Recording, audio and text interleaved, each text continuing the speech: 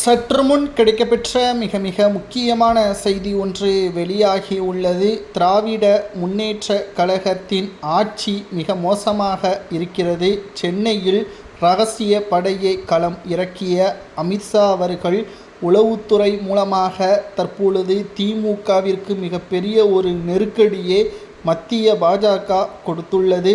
ஆளுநர் RN ரவி அவர்களது உதவியுடன் அமித்ஷா அவர்கள் இரகசிய படையே சென்னை முழுவதும் தற்பொழுது களம் இறக்கப்பட்டிருப்பதாகவும், கிட்டத்தட்ட 4000 கோடி வரை திமுக வருகின்ற சட்டசபை தேர்தலில் செலவு செய்வதற்கு தயாராக இருப்பதை தெரிந்த பிறகு ஒட்டுமொத்தமாக திமுகவின் ஆட்சியை கலைக்கும் விதமாகவும் வருகின்ற சட்டசபை தேர்தலில் பறக்கும் படை அதிகாரிகள் தமிழகத்தில் கடந்த தேர்தலை விட இந்த தேர்தலில் மிகப்பெரிய அளவில் கவனத்தை ஈர்க்கக்கூடிய வகையில் பறக்கும் படை அதிகாரிகளது செயல்பாடுகள் அமையும் என்பதையும் நம்மால் பார்க்க முடியும்.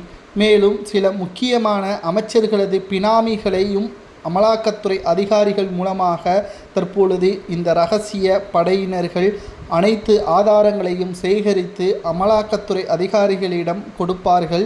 இதனால் கிட்டத்தட்ட 1000 முதல் 4000 கோடி வரை பதுக்கி வைக்கப்பட்ட பல கோடிகள் எங்கு இருக்கிறது, இதற்கு பின்னணியில் யார் இருக்கிறார், எங்கிருந்து பணம் வருகிறது என்ற அனைத்து உண்மைகளையும் அமலாக்கத்துறை அதிகாரிகள் கைப்பற்றினால் தேர்தல் நேரத்தில் திமுகவால் பிரச்சாரங்களை மேற்கொள்ள முடியாது, ஓட்டிற்கு பணப்பட்டுவாடாவை செய்ய முடியாது.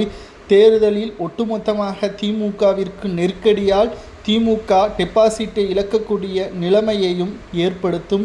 இதுதான் தற்பொழுது அதிமுகவின் ஒட்டுமொத்த திட்டமாகவே பார்க்கப்படுகிறது. ஏனென்றால் திராவிட முன்னேற்ற கழகத்தின் ஆட்சி கடந்த 4 ஆண்டுகளில் தமிழக மக்கள் நன்கு உணர்ந்து விட்டார்கள். இனியும் திமுக வேண்டாம் என்ற மனநிலைமைக்கும் வந்துவிட்டார்கள்.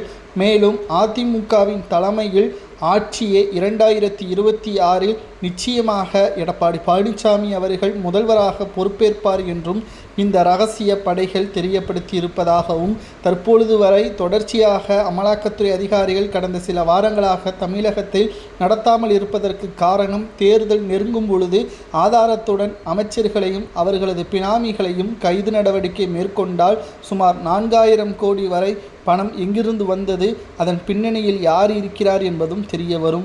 இவர்கள் குற்றவாளியாக என்று நீதிமன்றம் கருதினால் என்ன தண்டனை வழங்கலாம் என்பதை பொதுமக்களாகிய நீங்களே கமெண்ட் வாயிலாக கூறுங்கள். அமித்ஷா அவர்கள் தற்பொழுது சென்னை மற்றும் கோவை, மதுரை போன்ற பகுதிகளில் இரகசிய படைகளை அனுப்பியது சரியா தவறா என்பதையும் கமெண்ட் வாயிலாக கூறுங்கள்.